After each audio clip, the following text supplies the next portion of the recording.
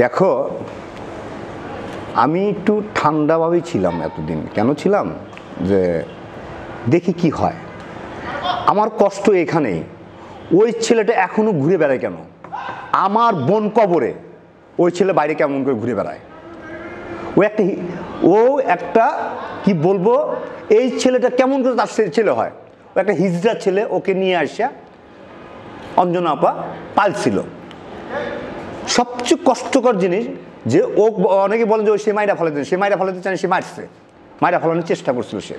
তা নয়তো একটি ইন্ডাস্ট্রি, একটি লোককে সে জানায় নাই যে আমার মা অসুস্থ। একটি মানুষকে সে জানে, তার যে কাছের লোকগুলো, অঞ্জনা আপার যে কাছের লোকগুলো সে জানে। হ্যাঁ, জানাইছে কাকে? যেমন একটা আলমগীর ভাই। আলমগীর ভাই কিন্তু সে ব্যাকগ্রাউন্ডে কারো বিয়ে হোক, কারো অনুষ্ঠান হোক, কারো মিলাদ হোক, প্রত্যেকটা জায়গায় কি একজন মানুষ মারা গেলে কিংবা একজন, মানে আমাদের ফিল্মে তো আমরা সবাই তো সচ্ছল না, আমাদের ভিতরে একটু নিডি লোকও আছে যারা বলতে পারে না। তো আলমগীর ভাইয়ের কাছে বলে, আলমগীর ভাই চুপ করে টাকা পয়সা দেন। ঠিক সেই সুযোগটা কিন্তু সে আলমগীর ভাইয়ের কাছে নিতে গিয়েছিল। আলমগীর ভাইয়ের কাছে টাকা চেয়েছিল সে। আলমগীর ভাই তখন বলছে তুমি তোমার এই নাম্বারটা দাও, বিকাশ নাম্বার না কি জানি চাইছিল, হ্যাঁ দাও। সে দেয় নাই, কিন্তু বললো না আমাকে ডাইরেক্ট দেন, হ্যাঁ বিকাশে দেন। হ্যাঁ, তখন বলতে কেন বিকাশ দেবো, তুমি একটা লোক নিয়ে আসো আমার সাথে।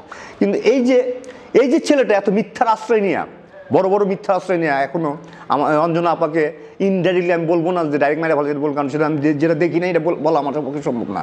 কিন্তু অবহেলার কারণে কিন্তু অঞ্জনা আপা মারা গেছে।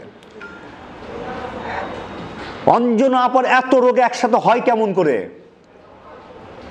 এত রোগ একসাথে হয় কেমন করে? সে একটা মনে, আমি তোমাকে বলি, একটা লোকের 2-4টা রোগ থাকলেই কিন্তু সে আগে থেকে নার্ভাস হয়ে যায়, সে অসুস্থ হয়ে যায়, কিন্তু বিছানায় পড়ে যায়। কিন্তু অঞ্জনা আপা কিন্তু সে সবসময় ছিল। আমার মনে হয় ও এমন কিছু ঘটনা ঘটাইছে, এটা উদ্ঘাত করতে হবে। এমন কিছু ঘটনা ঘটাইছে যে কারণে অঞ্জনা আপার আজকে এই মৃত্যুটা, আমি বলবো এটা অপমৃত্যু। অঞ্জনা আপাকে মাইরা ফেলানো হয়েছে,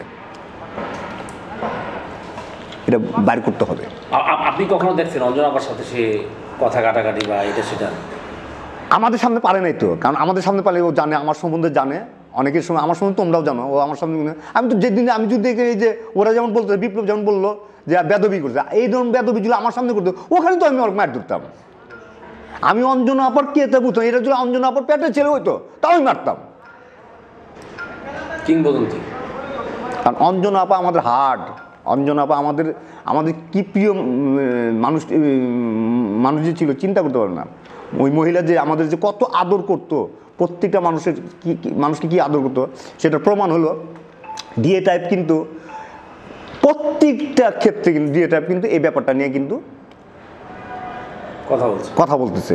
এবং সে তার শুটিং বাদ দিয়ে, তার অন্যান্য প্রোগ্রাম বাদ দিয়ে, ডিএ টাইপ কিন্তু শুধু শুটিং নিয়েই ব্যস্ত থাকে না, তার কিন্তু একটা ব্যবসা বিজনেস আছে, তার চাকরি আসছিল, চাকরি হয়তো মনে হয় রিটায়ার করছে, তাই না? হ্যাঁ, চাকরি হয়তো রিটায়ার করছে, কিন্তু তার অন্যান্য প্রোগ্রাম থাকে, সেসব প্রোগ্রাম বাদ দিয়ে কিন্তু ডিএ টাইপ কিন্তু এই ব্যাপারটা নিয়ে ইউজে। তবে আমি বলবো এই ছেলেটা এখনও, আমি সবাইকে বলবো, আমরা কেন চুপ আছি? আমরা চলচ্চিত্রবাসী কেন চুপ আছি যে একটা ছেলে নাকে রশিদে আমাদের ঘুরাবে আর আমরা ঘুরবো? তা তো হতে পারে না, তা তো হতে পারে না। এবার বলছে বুলি সাহেবের সন্তান ছিল। কে বুলি সাহেবের সন্তান? মানে